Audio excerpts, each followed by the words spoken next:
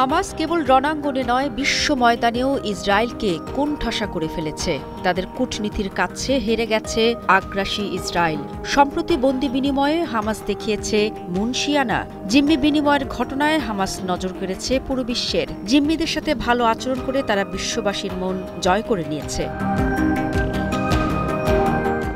যুদ্ধবিরতি চুক্তির আওতায় তৃতীয় দফা জিম্মি বিনিময়ের সময় গাজা থেকে মুক্তি পান ইসরায়েলি নাগরিক কিথ সিগেল। তিনিও ফিলিস্তিনি প্রতিরোধ যোদ্ধাদের ভূয়সী প্রশংসা করেছেন।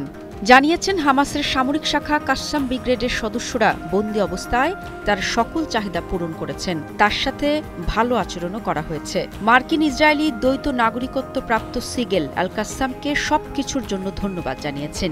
একটি বিদায় ভিডিও বার্তায় তিনি বলেছেন, গত 15 মাস ধরে আপনারা আমাদের সাথে ভালো ব্যবহার করেছেন। হামাসের সামরিক শাখা আল কাসসাম ব্রিগেড ভিডিওটি প্রকাশ করেছে। এতে সিগেল বলেছেন, এ সময়ে আমাকে পাহারা দেওয়া যোদ্ধারা আমার সমস্ত চাহিদা পূরণ করেছেন, যার মধ্যে রয়েছে খাবার, পানীয়, ঔষধ, ভিটামিন, চোখের চিকিৎসা, রক্তচাপ পর্যবেক্ষণ। সিগেল আরও বলেছেন, প্রতিরোধ যোদ্ধারা আমার স্বাস্থ্যের জন্য উপযুক্ত খাবার, তেল ছাড়া নিরামিষ খাবার আনার বিষয়টি নিশ্চিত করেছেন। মুক্তিপ্রাপ্ত জিম্মি তেল আবিবের সমালোচনা করেছেন। তিনি বলেছেন, বন্দীদের ফেরত পাঠানো এবং যুদ্ধ শেষ করার জন্য যা প্রয়োজন ছিল তার কিছুই করেননি নেতানিয়াহুর সরকার। ফলে অনেক হতাহত এবং উভয় পক্ষের অতিরিক্ত ক্ষতি হয়েছে। কেবল সিগেল নয়, হামাসের কাছ থেকে মুক্তি পাওয়া ইসরায়েলির সবচেয়ে বয়স্ক বন্দী গাদি মোসেসও তার পরিবারকে বলেছিলেন যে গাজায় তার সাথে সম্মানজনক আচরণ করা হচ্ছে। মোসেসের ছেলে একটি লিখিত বার্তায় বলেছেন, হামাসের যোদ্ধারা যা খেতেন তার বাবাকেও তা খেতে দিতেন। তিনি বলেছেন, তার বাবার জন্য বরং ইসরায়েলি বোমা বর্ষণ ভয়াবহ পরিস্থিতি তৈরি করেছে।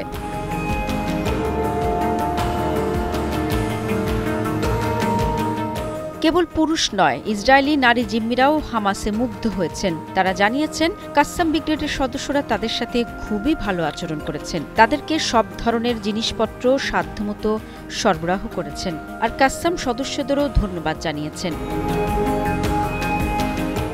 এভাবেই আন্তর্জাতিক জিম্মি বিনিময়ের ক্ষেত্রে অনন্য উদাহরণ তৈরি করেছে হামাস। পুরো বিশ্বই হামাসের এমন কাজের প্রশংসা করছে।